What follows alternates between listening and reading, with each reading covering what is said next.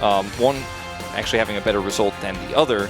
Game one, a little bit of a overextension there, but looks like it is going to be the rel to come through here for the Aphelios.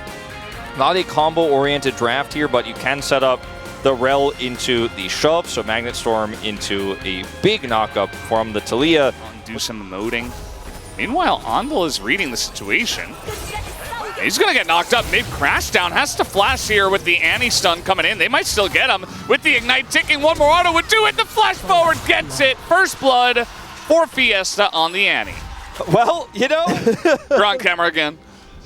Okay, we're just non-stop action here. This is it. He lands the stun. That's the cleanse. Going to help out quite a lot. But Dude's taking a lot of damage. No. You can't do that. You can't do. Farming it up. 10 CS up. Dragon goes over. And no Rift Herald to cross map with. In favor of Peter. He has boots and a Ruby Crystal. Compared to nothing. As here comes Fiesta, a little jump scare once again this time as Bulldog looks to be going down to the Airy actually as R button's pressed in the bottom side. Blade Caller, is it available is the real question. Yes, quite able to do so, and with the teleport coming in, they will back off of this as the wall coming down. Bulldog looking for a little bit more, trying to get on top of Fiesta. Flash over as once again Poppy is there, but can't stop the Heartbreaker. Now the stuns are coming down. Another Heartbreaker as Dindin and Sylvie will break the hearts of Doesn't want to delay that. If he had a massive lead, maybe, but Kwangdong Freecs will get the second Drake, and it's amount of value on, unless they're diving you topside. Yeah, turns out that's happened more than once, as Ondil is just dead. Tries to go in, tries to make a play, and then eventually he just gets CC here from the side of Nongshim. Maybe a couple too many, but the flash over the Keeper's Verdict will at least net them a bonus kill and trade for the two teleports. Meanwhile, in mid, we have these two battling it out as the run. You know, they started, it was like, what, 2% probability based on our stats. Oh boy, the cleanse, very good as Dindin. Maybe a bit over-aggressive this time around. You know, the calculations were pretty close, as Dudu, please be careful. Okay, nice vault. And it nets him a kill, but there are 3 people in the bottom lane, and Youngjae's in the enemy jungle while the mid lane is being pushed. Bulldog, no flash. Ooh, nice stopwatch. Will he survive is the question. The stun not going to land, but the Heartbreaker is enough. Fiesta tanks it up very nicely, and that's a successful dive, plus the mid-inner turret. Yeah. There's going to be the bottom turret going down here, so it's not all for nothing. This duo is too far ahead. Trying to dive topside here. Dindin, again, no flash, but he does have Dominus. Can be pretty rough. Jiu is just taking a turret, as does look like Dindin is in a lot of trouble. They use all 5 members to come up here and get this kill. And they will get... The cross map is not only a turret, but it's also that free Drake. And yeah, you got a turret for this. As Kwangdong, you killed the Renekton, but you didn't even give the kill over to the Aphelios. So he picks up 2 assists, and Nongshim here. Baron start, teleport committed. Dudu does not have teleport because he's Quinn. He's going as fast as she can fly, but I think this one might just be gone. Keeper's Verdict. All right, nice onto the Rakan, but can it stop this one? Teo nearly dies as actually he might to the Timbers, and yes he will! Gets his Moonlight Vigil off, and Youngjae also super low as she was just taking names, flashing over the wall, gets a double kill as the engage comes through for Nongshim. And Dudu just going to leave. Push the top lane. Yeah. It's the story of Dudu this game, you know?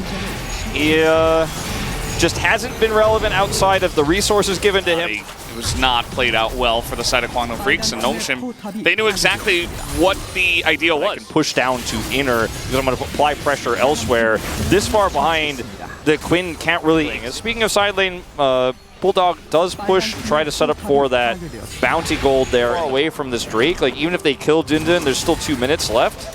Here we go. Let's see what they do. Wall's going to come down, and Dindin already a bit caught by the Quinn. Tries to go in, gets knocked back by the seismic shove.